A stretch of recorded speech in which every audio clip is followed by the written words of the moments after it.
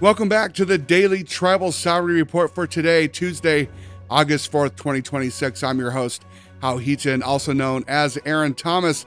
And whether you're tuning in to this podcast on Apple or Spotify or watching me on YouTube, please make sure you hit and like that subscribe button. We are trying to bring you the best and crucial updates on Indigenous rights, resource protection, self-determination, etc., all across Indian country and First Nations. Now, if you want to stay informed again, please like and subscribe this, tap that notification bell so you can find all of our full episodes, transcripts, and show notes. Please do so at this time. And now this morning, we're covering major battles over ancestral preservation, clean energy breakthroughs, water rights in Congress, and the historic return of the canoes in the Pacific Northwest. Let's dive straight into today's top stories. First up, in resource and food sovereignty, according to the University of Arizona Water Resources Research Center, the Water and Tribes Initiative has published a landmark policy brief titled Tribal Sovereignty in Colorado River Basin and Beyond. This report maps out native water allocations and self-governance strategies across the West. Now, why this matters to tribes: the Colorado River Basin is facing historic droughts, while tribes hold senior legal rights to roughly 25% of the Colorado River's water. Native nations are regularly left out of critical state and federal distribution talks. Now, why this matters to sovereignty: securing water rights allows tribes to grow crops, restore local ecosystems, and operate independently of state-imposed water rationing. Now, the opposition, upstream state water managers and agricultural lobbying groups frequently push back against expanding tribal water allocations, aiming to protect municipal and commercial water supplies for non-tribal cities and commercial farms. Now, moving to cultural and historical preservation, according to Native News Online, tribal leaders and civil rights advocates are voicing strong opposition to proposed regulatory changes in the Federal Advisory Council on Historic Preservation, or ACHP. The proposed rule updates would narrow the legal definition of historic property and weaken Section 106 consultation requirements under the National Historic Preservation Act. Now, why this matters to tribes: Section 106 provides a legal mechanism requiring federal agencies to consult with tribes before breaking ground on projects that could destroy sacred burial sites or traditional cultural lands. And why this matters to sovereignty: weakening these rules strips sovereign tribal governments of their authority to oversee and protect ancestral sites outside reservation boundaries. The opposition: federal agency efficiency panels and private industrial developers argue that current consultation procedures cause excessive bureaucratic delays and inflate infrastructure project costs. And in international diplomacy across Indian country, according to Native News Online sovereignty section, the Potawatomi Confederacy has officially expanded Potawatomi leadership. They voted unanimously to induct 3 new member nations: the Citizen Potawatomi Nation of Oklahoma, the Moose Deer Point First Nations in Ontario, and the Chippewas of Nawash, unceded First Nation, also in Ontario. Now, why this matters to tribes: uniting communities across federal and state borders allows tribes to pool financial, educational, and workforce resources. Why this matters to sovereignty: this is pure traditional diplomacy.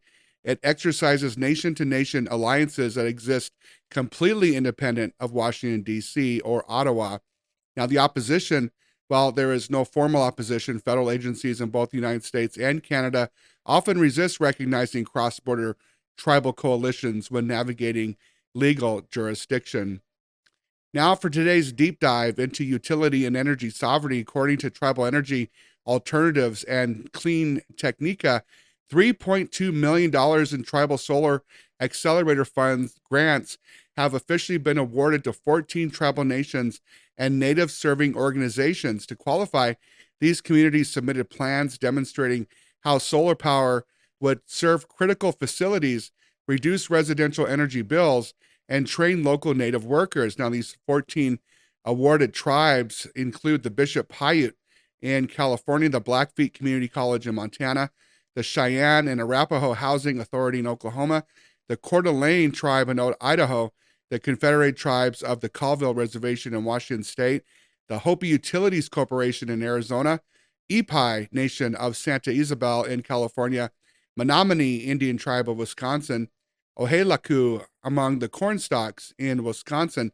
Pueblo of Picuris in New Mexico, Santa Ana Pueblo Tamaya Wellness Center in New Mexico, Tule River Indian Housing Authority in California, Warm Springs Power and Water Enterprises in Oregon, Wozoo Incorporated in North Dakota.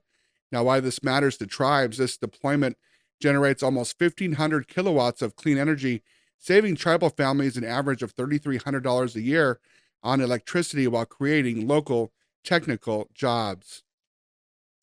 Now, according to the Bureau of Indian Affairs and the Federal Register, the BIA announced the FY 2026 Ignite Pilot Grant Program. This program funds tribal workforce training in artificial intelligence, drone systems, geospatial technology, manufacturing, and STEM trades. Now, why it matters to tribes, it prepares Native youth and workers for high-paying careers in high-tech industries. And why this matters to sovereignty, building an in-house technical workforce eliminates the need to hire outside folks to build and manage tribal infrastructure.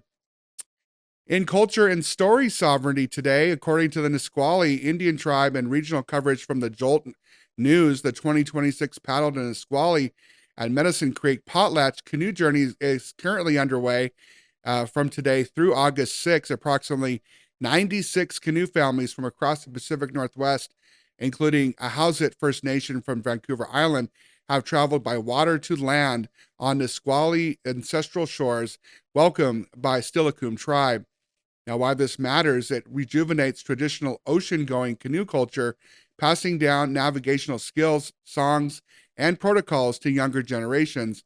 And why this matters is sovereignty. Traveling traditional water highways without colonial boundaries is a direct practice of ancestral sovereignty and tribal unity. So congratulations to all those that are at the paddle. I am jealous. I wish I was there with you today.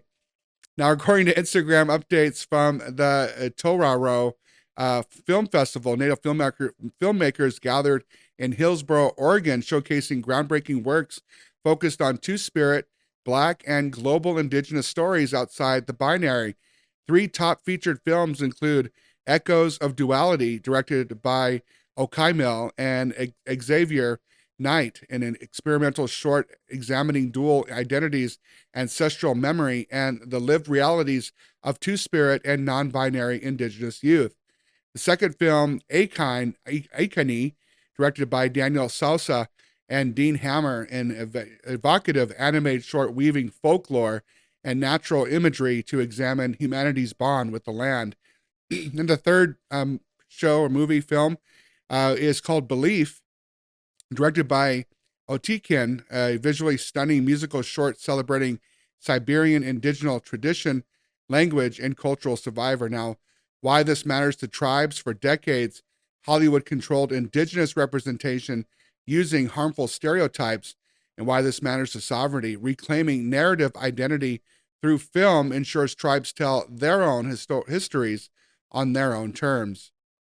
All right, it is Tuesday. We're checking our severe weather forecast for Indian country today. According to the National Weather Service, monsoonal heat and flash flood warnings remain active across Southwest tribal lands, including the Navajo Nation and Tohono O'odham Nation. Concurrently, heat advisories affect the northern plains. Tribal emergency teams are urged to monitor local weather feeds. And again, just please take care of your pets and our elders, especially our youth. And so upcoming leadership events to mark your calendars: the National Congress of American Indians Tribal Impact Days, September 15th through the 17th, hosted by NCAI for Federal Policy Advocacy. The Department of Energy's Tribal Energy Navigator webinars are happening mid-August online. Technical assistance for tribal microgrids and the NCAI-ED at regional economic summits are in-person sessions focusing on Native enterprise procurement. All right, you guys, that wraps up today's edition of the Daily Tribal Sovereignty Report for today, Tuesday, August 4th. Thank you for standing with me as we track the policies, the court battles, and cultural victories defining Indian country today. If this briefing was valuable to you, if you like this report, please like, share, and subscribe to my channel on YouTube, or follow me on your favorite podcast platform. Don't forget, just please make sure that you tell your family, your friends all about me, this podcast, and make sure that we continue on in this sovereign journey together. Until tomorrow, I'm Hal Heaton, Aaron Thomas. Stand strong, protect the land, and honor the ancestors. We'll see you again tomorrow. Haichka.